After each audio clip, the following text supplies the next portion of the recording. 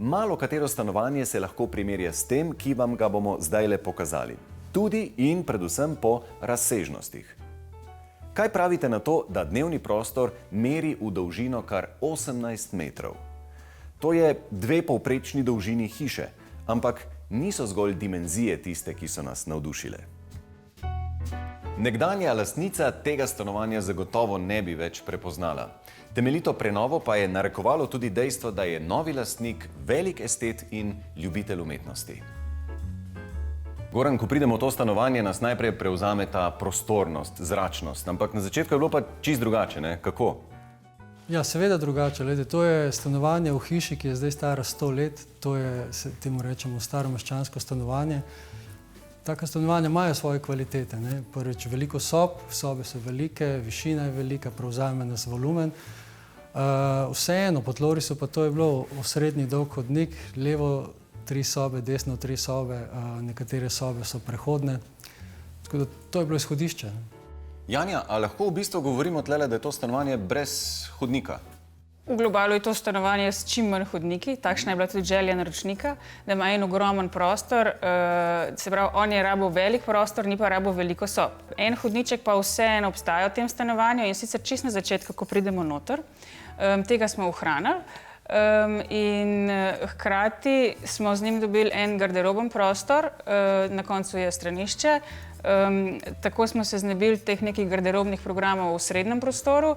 Tla smo dvigali, zato ker zaradi inštalacij, zaradi zvočne izolacije in tako je zaradi tega v bistvu tehničnega vidika je sama po sebi nastala neka ločnica med osrednjim bivalnim prostorom in tem vhodnim. S tem smo dobili stopničko, se pravi, mi ko vstopimo v stanovanje, direkt vidimo naprej noter, stopnička pa nam hkrati omogoča, da se udobno obujamo. V tem prostoru se mi zdi, da nekako glavno vlogo igra ta ogromen kuhinjski pult, ki se nadaljuje v tistole markantno vertikalo, nekakšen kubus. Kakšna je zdaj tukaj njegova vloga? Nasploh, ko smo mi podrli vse te 3 sobe, stene, da smo iz 3 sob dobili eno, smo to dobili en ta ogromen volumen. Mislim, ta soba je dolga 18 metrov. Bom še enkrat rekel 18 metrov, to je tako, kot ene 2 slovenski hiši. In to je impresivno, tu noter se da zadihati. Podrli smo vse stene, kar je šlo, odstranili. Tisto, kar ostane, nekatere ne grejo zaradi statike, je tam nek stebr in pa tega se ne gre premikati in to je zdaj sred prostora ostalo. Potem pa pride ta arhitekturna ideja, kaj s tem. Se pravi, rekli smo, naredimo iz tega nek wow, nek kubus. Pravzaprav je to še kar normalna stvar. V tem sodobnem svetu, ko vse stvari delamo bolj minimalistično, bi rekel, tam bomo naredili nek kubus na sredini, iz knaufa bo belo pobarvan, to bi bila taka klasika. Nam se pa zdi, da to ni dovolj. Tomaž, in zdaj tale kubus v prostoru prav dominira, predvsem zaradi izbora materiala, plašča. Kako ste tukaj razmišljali, kaj vas je vodilo? V Ribi dostikrat v svoje projekte zapakirajo kakšen kovinski kos, tako da imam tudi jaz kaj za delati. Tudi tokrat so to osrednjo steno, ta osrednji kubus v bivalnem prostoru stanovanja spoznali kot nek fokus tega prostora. Tako da sem pol razmišljal o nekih ploskvah, o nekih ploščah in smo prišli do enih lusk, se pravi panelov kovinskih, ki se malo zgubejo, s tem sam panel dobi tudi svojo togost, po drugi strani pa dobi tudi neko igro, neko mehkobo.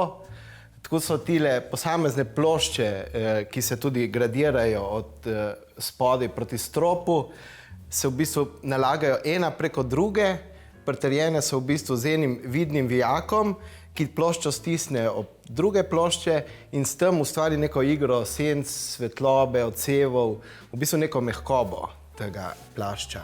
Odkot zdaj ta zanimiva barva pločevini? Ta zanimiva barva v bistvu niti ni barva. To je rumeno cinkana pločevina in v bistvu ohranja nek vtis materijala, vtis kovine, ker dobimo neko mavrico, v osnovi nek zlata, ampak prehaja v tone od viola do zelene. S tem, da ne gre samo za to, da ste tukaj skušali skriti inštalacije, ne, vertikalo, ampak ste ga razširili in dodali še neke mini servisne prostore. To je osnova, ne? Potem pa je treba zadostiti funkcije. Ne? Mi jasno potrebujemo tukaj hladilnik, potrebujemo peč, potrebujemo stvari in smo rekli, to bomo vse zapakirali tu noter. Ne? Potem pa ta otok. Otok je osrednja tema vseh stanovanj, zdaj otok mora biti, ne? To ni otok, to je že mala celina. Ne? Praviš trajekt, da piješ na ta seveda, otok. ne? In smo ga naslonili zraven, ne? Je pa tako velik, odpira se na dve strani, da on vzame vse tisto, kar rabimo v kuhinji imeti. Ne? Na ta račun ostaja ostalo svobodno. V starih meščanskih stanovanjih je zelo pomembno tudi merilo prostora. To nam da, stropovi so visoki, ampak hkrati so pa tudi dimenzije nekako tako človeško nastavljene, kakšen je ritem oken v sobi ali pa tudi mogoče zaradi fasade, da nam da neko občutek enega miru ali pa neke stabilnosti. In to pa smo v spalnem delu ohranili, se pravi, to neko geometrijo prostorov, neko razmerje dolžine, širine in višine. Ta strop že zdaj deluje visok, ampak je očitno spuščen. Ne? Ta strop je jasno spuščen, ja, na začetku je bil visok, mislim, da okrog 4 metre, se pravi, ta stavba je res pač vila in je imela izredno visoke stropove. Lastnik stanovanja je želel imeti prostoren dom, saj je svetovljan. Kot ljubitelj lepega je skrbno izbral njemu ljube dodatke in umetniška dela. Najbolj izstopa veliko platno Marka Jakšeta. V stanovanju ne moremo spregledati velikih, težkih modrih zaves. Ja, mi smo imeli tle srečo, da imamo tazga naročnika, ko zbira take stvari, ko so tudi nam všeč. Tako da jih je izbral naročnik sam. Zato je zelo fajn, da karakter stanovanja vseeno poleg arhitekta da tudi naročnik. Mi smo veseli, kadar naročnik pove, kaj želi, oziroma kot v tem primeru, da resnično tudi prenese svoje kose in da to stanovanje ni nek arhitekturen produkt, ampak je dejansko ena zelo osebna stvar. Stanovanje v stoletni hiši je torej uspešna sinteza premišljene razporeditve prostorov in izbire materialov, vse pa je prilagojeno sodobnemu načinu bivanja.